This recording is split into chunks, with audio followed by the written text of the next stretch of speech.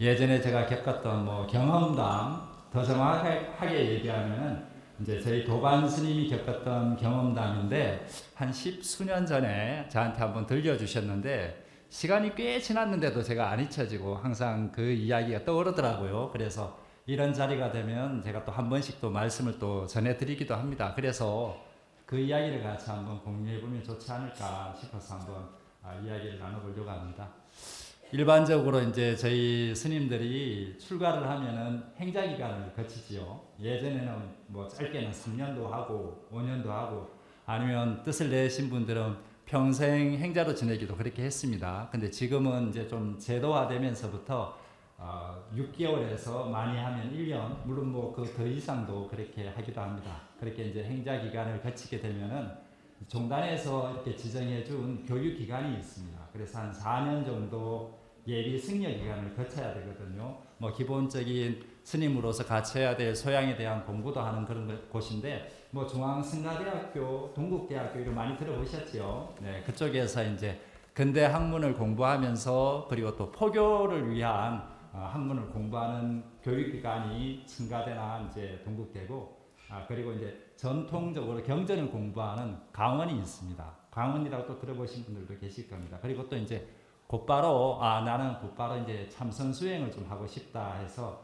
지금 저 설악산 백담사에 있는 기본선원이라고 그렇게 세 군데를 통해서 한 4년 정도 교육을 거쳐서 이제 정식 승려가 되는데 요즘은 좀 출가 연령이 좀 늦습니다. 예전에는 뭐 동진 출가라 해서 아예 절에서 자란 아이들이 또 스님이 되기도 하고 하는데 저도 그렇게 빠른 나이에 출가하진 않고 좀 뒤늦은 나이에 출가를 했었고 그리고 문화나 조금 시대 상황 자체가 밖에서 이제 사회생활도 좀 하고 그리고 또 나름 자기 나름대로 이제 공부도 불교 공부를 한 상태에서 출가를 많이 하거든요.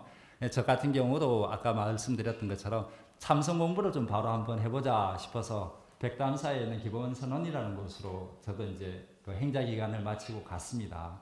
아무래도 처음 행자 생활을 마치고 왔으니까 신심이 얼마나 대단했겠습니까? 이제 뭐 어쨌든 늦은 나이긴 하지만 막말로 부모 형제도 버리고 애인 있는 사람은 애인도 버리고 출가를 했으니까 나도 한번 열심히 한번 공부해보자 그런 마음으로 다들 처음 모였죠. 행자기간이 막 끝났으니까.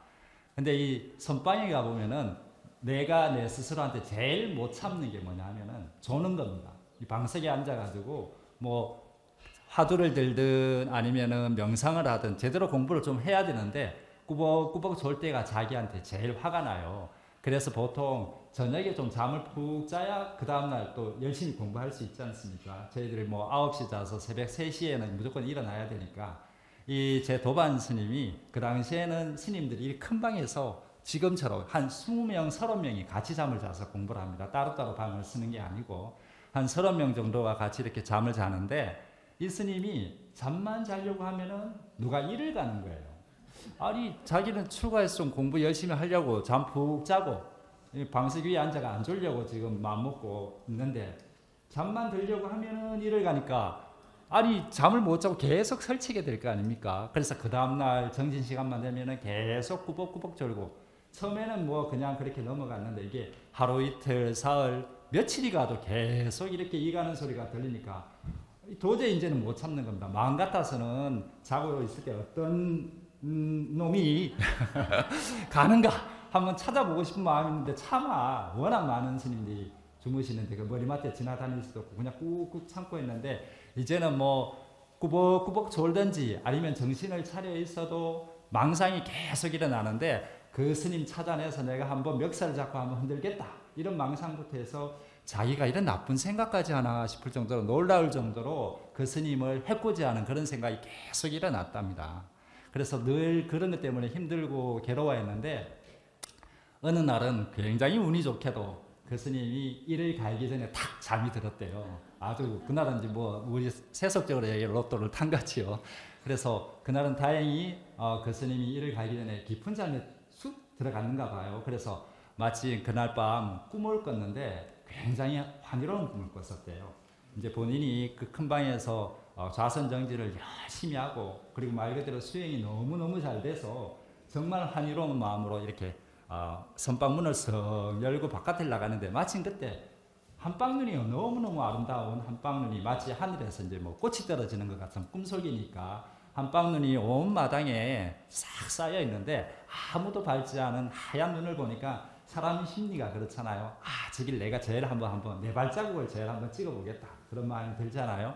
아, 그래서 이 스님이 정말 기쁜 마음으로 그 한방눈 내리는 그 백담사의 마당에 쌓여있는 하얀 한방눈을 뽀드득 털신 신고 뽀드득 밟고 이렇게 너무 기쁜 마음으로 걸어가고 있는데 그 순간 정말 기쁜 마음으로 뽀드득 하면서 걸어가면서 눈을 탁 떴는데 그 뽀드득 하는 소리가 이가는 소리였다.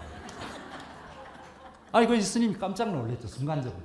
아니, 분명히 내가 그토록 싫어했던 그 이가는 소리가 오늘은 나를 왜 이렇게 환롭게 하고 나를 왜 이렇게 기쁘게 하는가. 말 그대로 뭐 원효 스님의 해골 바가지 반쯤 마신 거죠. 그 도반도. 그렇게 기쁜 마음이 있으면서도 아, 이게 정말로 이 모든 것이 마음의 바탕에서 이루어진다더니 이게 사실이구나 그런 생각이 들면서부터 그 다음부터는 아무리 시끄러운 소리가 나도 잠을 잘 자게 됐고 뭐 누가 방구를 끼든 잠꼬대를 하든 거기에 대한 미운 감정이 안 일어나더라 하는 얘기를 저한테 들려주더라고요. 그래서 그 이야기가 벌써 한 15년이 됐는데도 항상 이런 자리가 있으면 제가 많이 전해드리려고 그렇게 합니다. 오늘 저희가 이제 화엄법회 신중제일이지요. 일반적으로 팔만대장경 단일권 중에서 분량이 가장 많은 경전을 화엄경이다 그럽니다. 보통 뭐 60권 화엄경, 80권 화엄경 그렇게 이야기하는데 이 화엄경의 내용을 단 5글자로 딱 줄이라 그러면 이렇게 줄일 수가 있습니다. 많이 들어보셨을 거예요. 연불할 때 많이 합니다. 약인용 요지 삼세일체불 응관법계성 일체유심조 많이 들어보셨죠? 네. 만약에 삼세 모든 부처님의 중요한 뜻을 알고자 한다면 응당히 법계의 성품을 관해야 되는데 그 법계의 성품이 뭐냐? 바로 일체유심조, 마음을 바탕으로 해서 이루어진다라는 그런 의미를 가지고 있습니다. 우리가 생각하기에는 일체유심조 하면은 그래 우리 사람이 자기 마음먹기에 달렸지 좀 힘들고 어려워도 내가 잘 참고 긍정적으로 생각하면 안 되는 일이 없어 이렇게 좀 생각하기 쉽잖아요. 그런데 불교에서는 그것만으로는 좀 부족합니다. 이게 무슨 뜻이냐면은 아까도 앞서 말했지만 모든 것이 마음을 바탕으로 이루어진다라는 것이 정확한 불교의 일체유심조의 의미입니다. 쉽게 말해서 안 좋은 것을 좋게 만들고 불행한 것을 행복하게 만드는 그런 변화를 시키는 것이 아니고 그냥 있는 그대로가 원래 마음에서 바탕으로 이루어졌구나 이런 의미를 가지고 있다고 보시면 됩니다. 제가 뭘 하나 가지고 왔는데 지공화상이라고 하는 스님이 예전에 계셨습니다. 그 달마대사가 그 양나라에 처음 왔을 때 만남을 다들 알고 계실 겁니다. 그 당시에 계셨던 스님이신데 이 지공화상이라는 스님이 양나라의 국사셨어요. 그때 부리송이라는 그 노래 개송을 지으셨습니다. 부리송이라는 말이 둘이 아니다 그런 내용인데 거기서 제가 조금 발췌를 해왔습니다. 고요함과 시끄러움이 둘이 아니다. 성문들은 시끄러움을 싫어하고 고요함만 구하나니 마치 밀가루를 버리고서 떡을 구함과 같다. 떡은 본래 밀가루인데 조작함에 따라 사람에 따라 100가지로 달라진다라고 그렇게 이야기를 하셨습니다. 그렇죠. 우리는 사실 떡도 좋아하는 사람이 있고 국수 좋아하는 사람도 있고 빵 좋아하는 사람도 있습니다. 근데 사실 그거는 모두 하나의 밀가루로 만들어졌지요. 근데 이 밀가루를 우리가 몰라서 사실은 나는 떡이 좋아, 난 국수 정말 싫어해 그렇게 사는 거거든요. 근데 사실은 그게 다 하나의 밀가루로 만들어진 겁니다. 뭐 또 다르게 표현하면은 우리가 금은방에 가면은 금으로 만든 부처님도 있고 금으로 만든 십자가도 있고 금으로 만든 황소, 숟가락, 젓가락도 있는데 금만 따라가면은 부처 따로 있고 십자가 따로 있고 젓가락, 숟가락 따로 있지만은 사실은 그게 모두 하나의 금으로 만들어진 것이죠. 사실 이게 우리의 인생과 똑같습니다. 이 모든 것이 우리의 마음의 바탕에서 이루어졌는데 우리는 나는 이게 좋아. 나는 늙지 않고 젊었으면 좋겠어.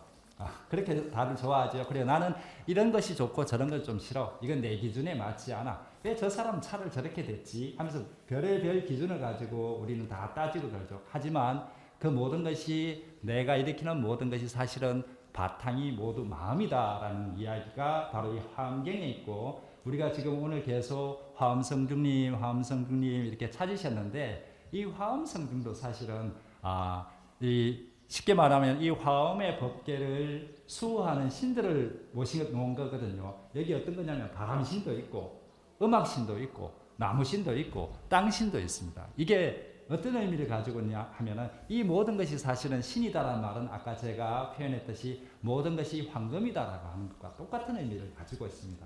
단순히 드러난 신을 얘기하는 것이 아니고 우리의 마음 세계를, 모든 것이 마음의 바탕이 이루어졌다라는 것을 제가 아까 황금에 비유하고 밀가루에 비유했던 것처럼 모든 드러난 현상이 다 신이다, 이런 의미가 내 마음 자락에서 모두 나왔다, 그런 의미를 가지고 있다라고 보시면 됩니다.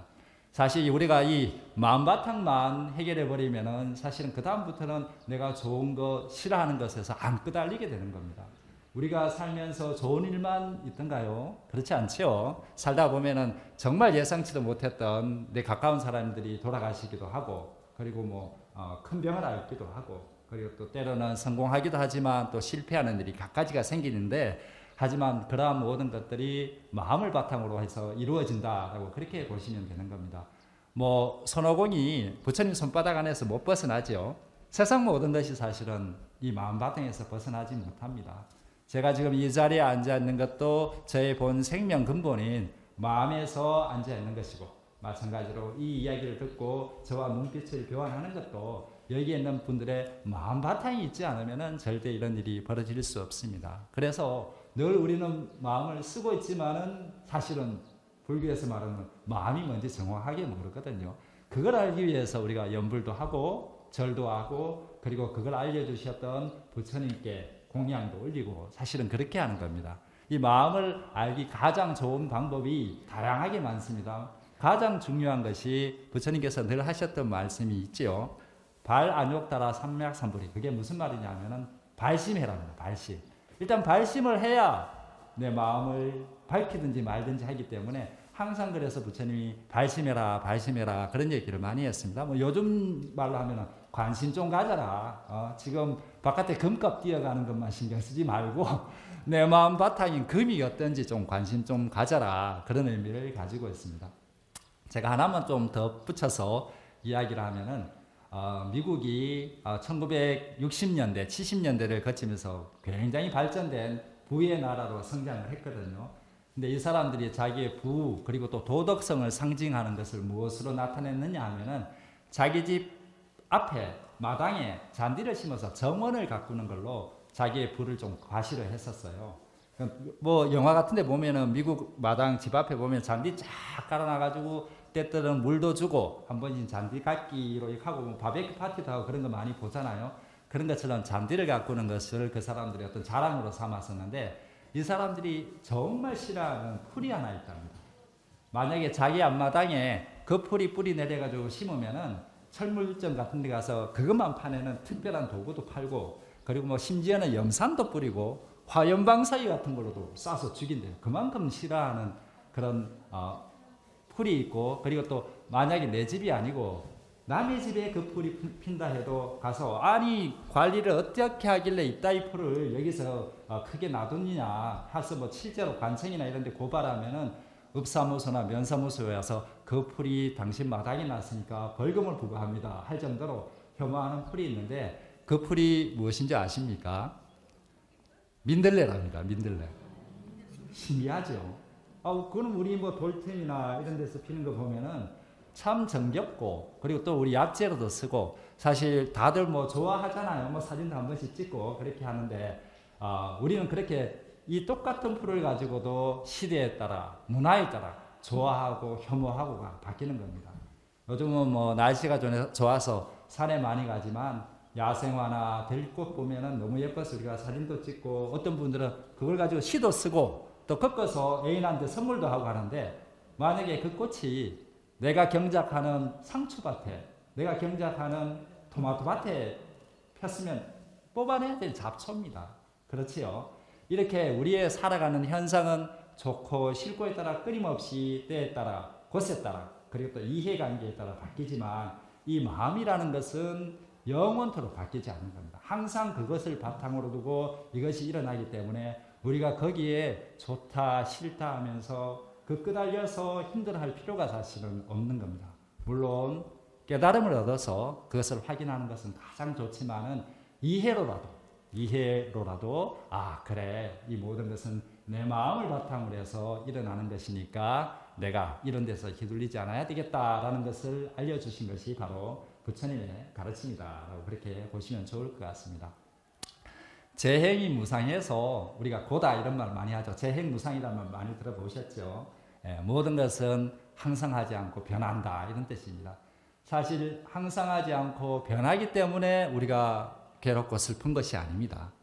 항상하고 변하는 것을 변하지 말라고 붙잡기 때문에 우리가 사실은 괴로운 겁니다. 오늘 이렇게 따뜻한 월정사의 봄이 왔지만 이 봄이 계속 머물지 않습니다. 결국엔 뜨거운 여름, 또 쓸쓸한 가을, 또 혹독한 또 겨울을 또 보내야 됩니다. 우리가 자연은 자연스럽게 봄, 여름, 가을, 겨울이 있지 하지만 내 삶에 슬픔과 괴로움과 늙고 병들고 죽음은 우리는 오기 싫어하거든요. 똑같은 걸 가지고 내 삶에 적용하면은 그것을 싫어하고 안 왔으면 좋겠다라고 이렇게 바라는 겁니다. 근데 그것도 마찬가지로 아까 제가 앞서 이야기했던 것이 그것처럼 모든 것은 흘러가는 무상함을 당연한 것인데 그것이 가지 말라고 붙잡는 곳에서 고가 발생한다. 그리고 이 모든 것은 내 마음을 바탕으로 이루어지는 것이기 때문에 전혀 슬퍼할 필요도 없고 사실은 전혀 괴로워할 필요도 없는 겁니다. 그래서 어떻게 보면 세상에서 벌어지는 모든 일은 다 좋고 다 옳고 그리고 또 다 맞습니다. 오늘 이런 자리에서 또 시제인연으로 제가 한 5분만 올 줄 알았는데 이렇게 많이 오셨으니 어쨌든 이런 얘기를 같이 나눌 수 있어서 굉장히 반갑고 그리고 또 부처님의 가르침을 삶에서도 적용할 수 있는 우리 훌륭한 불자님들이 되셨으면 좋겠습니다. 네, 감사합니다.